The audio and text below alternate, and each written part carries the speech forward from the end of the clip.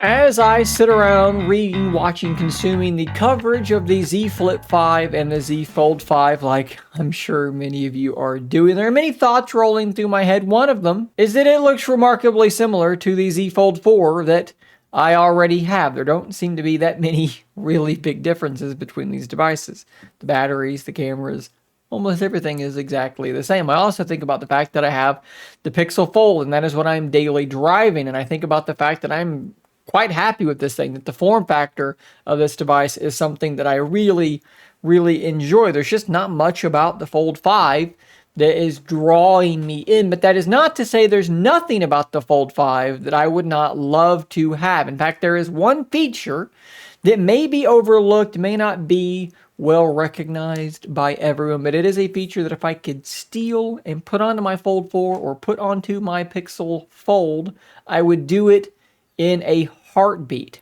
You see, for a long time, the entire time, one of the biggest weaknesses of these foldable devices like the Z Fold and the Pixel Fold is that when you're outside in very bright lights or even moderately bright light, they can be quite difficult to use because the screens, one, just don't get all that bright. The Z Fold 4, we're talking about the inner screen for this instance, can get about 1200 nits of peak brightness. The Pixel Fold, I think, peaks out at 1550, if I'm remembering correctly. That's relatively bright, but there's another problem. The screen protector that is on them is quite glossy, and it is an absolute fingerprint magnet, and it makes it kind of difficult overall to see what you're doing in that direct sunlight. And that problem is actually compounded with the Pixel Fold. Even though it does technically get brighter than the Z Fold 4, it can't maintain that peak nits of brightness for very long, maybe a minute or so,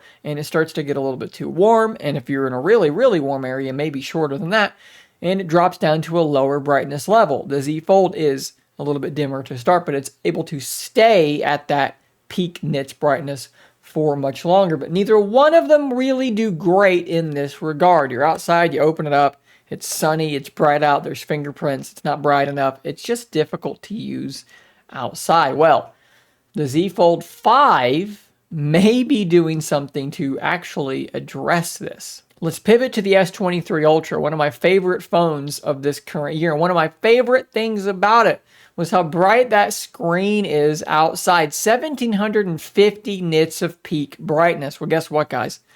The Z Fold 5 is going to match that. That inner foldable tablet display is going to hit a peak nits of 1750 nits. That is extremely bright. That is a massive improvement over the Fold 4. It is an improvement over the Pixel Fold, and I expect it to be able to maintain it for much longer, making the Z Fold 5, as far as phones you can buy in America right now, it is going to be by far the best foldable tablet for use outdoors simply because of that additional brightness. Guys, let me know what you think though. Do you own the Pixel Fold? Do you have the Fold 4? What are the things about the Z Fold 5, if any, that you would like to pluck away from that device and bring to the device that you already own? Is there anything about the Z Fold 5 that is giving you that FOMO, the fear of missing out any features you just wish you had on your daily driver? Let me know in the comments down below. If you want to purchase the Z Fold 5, the Z Flip 5, the watch, the tablet, any of that stuff, there are affiliate links in the description and in the pinned comment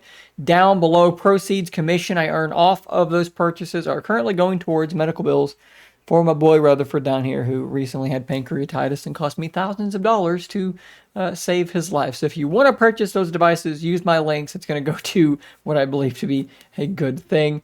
Otherwise, thanks for watching. Subscribe for more content like this. I'll see you on the next one. And until next time, stay nerdy, my friend.